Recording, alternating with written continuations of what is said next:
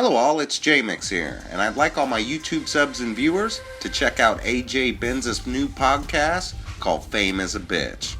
You can check out the first couple episodes if you hit this link right here, which will also be in the description, but I highly encourage you guys to get it on Google Play, get the app, tune in, and listen. For those who want the inside information on some of the most scandalous celebrity events, I think this podcast is going to be for you. So be sure to get it on Google Play and support Benza. Without any further ado, here's the next installment. This is a Jmix exclusive.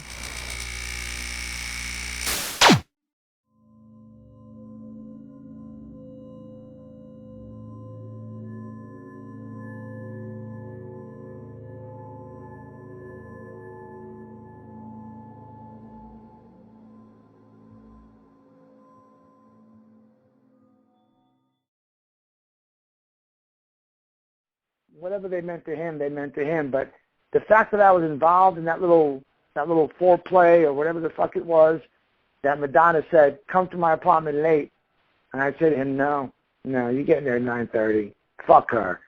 And he'd come back and call me the next day and goes, "Damn, fuck, she was even crazier about me because I fucking got there late." I said, I told you, you gotta treat her that way because she gets everything she wants. So as big as he was and as great as he was, and listen, yeah, Madonna writes pop singles. Tupac was writing the most amazing shit, but he's still at the top of his game. Respected what I told him, and was wide-eyed about me giving him instructions. I'm not trying to take credit for all that shit, but still, it was like he didn't even understand. Like, no, don't fucking don't do what she says to do. You do your thing. You be Tupac. And in the long run, that's what she wanted. She wanted him to be a tough guy and have him on his terms. Yeah, man. People don't know that was a very deep relationship. You think about the power of Madonna in the 90s with the sex book and everything else she was going through, and Tupac's report. Can you imagine a baby coming from those two? I mean, that was the most combustible situation. I almost wish they had a child because we'd be listening to its music today, and it might have changed the world. You're absolutely right. It could have been almost like how English has royal families. That would definitely be a royal family. And, listen, I know that Tupac and Madonna was the A-list of relationships. I also was a part of the Mike Tyson-Naomi Campbell relationship, which would have produced the most fucked up child ever. But, Naomi decided to have several abortions with Mike Tyson's kids. I was there for that. I know all about that. So the 90s in New York, I was there for the Source Awards when Snoop and Suge went ape shit about "You Got No Love for West Coast." I was there for that. I was there. I say things like I came up when Nas came up and Tupac. I mean, those guys were they're the big stars. But to be there and to be able to record it and speak about it, it's great because it's 20-some years now, and people want to know what that was like. Man, it was hot shit, and I'm really glad I was there to record it and to be this close to it. I'm not going to lie, there were girls that I took out on dates just because I knew that I'd take them to a club and we'd hang out with Tupac and Nicki and God knows who else would show up, and I mean, those girls folded. I mean, I had girls that I probably could never have been with, but I just brought them to a club and they saw Tupac and Nicki and this one and that one, and they were mine.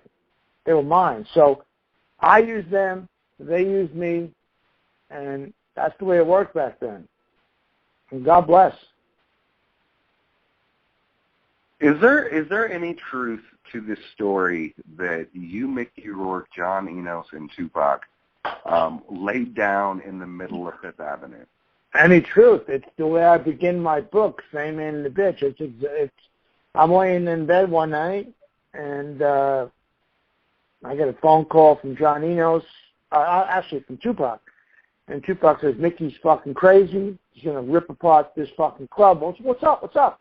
He says, the New York, a copy of the New York Post came out, an early edition. Now, people nowadays don't get this because they're all on Instagram and Facebook and Twitter. But back in the day, the early edition of a newspaper was the first hint of the next day's news. And when you see a big stack of newspapers thrown out on the street, you'd run there, you'd cut the cord, you'd start thumbing through the gossip pages, and man, it was really big stuff. So one night, Mickey Rourke, grabbed a bundle of papers, and Richard Johnson of the New York Post was making fun of his boxing and just ripping him apart. And they called me and said, Mickey's out of his mind. He's in a bathroom at a place uptown. Tupac called it a fag place uptown called Frederick's. And he said, Mickey's ripping apart the bathroom. I said, I'll be right there. So I went up there. I said, Mickey, I'll handle it. I'll put it in my column. It's all bullshit. Don't worry. It's all good. And Mickey was 3 sheets to the wind. And back then, you got to understand, there were drugs involved. All of us were doing drugs. Mickey, at that point, had a Brazilian woman who used to literally walk behind him with a doctor's bag of drugs, whether it was coke, heroin, pills, steroids. She was right there, some butch, lesbian, Brazilian chick. Tupac's main thing was weed. I can't claim to have seen him do anything else, but we were all on different substances.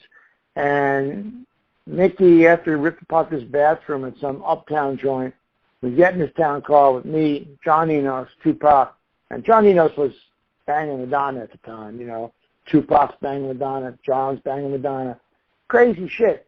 And Mickey's upset because his girlfriend, Carrie Otis, has broken up with him and is taken up with a black guy, and he's out of his mind.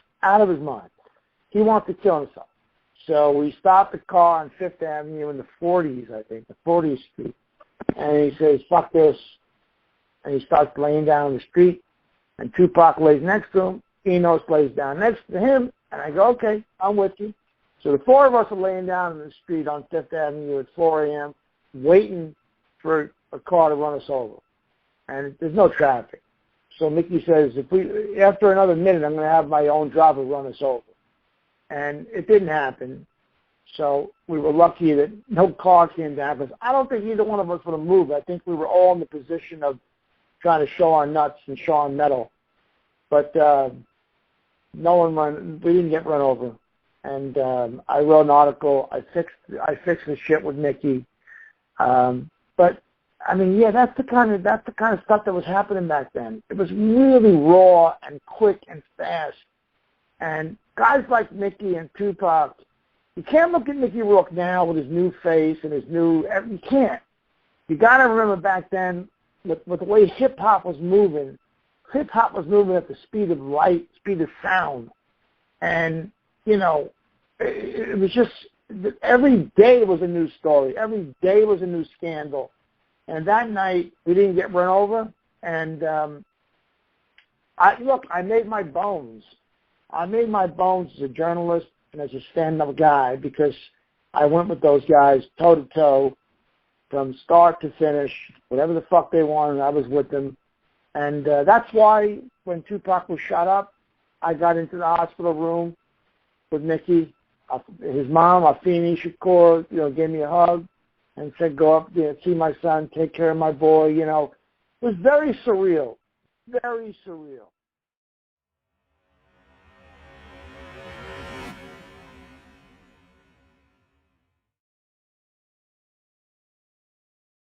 This is a Jmix exclusive.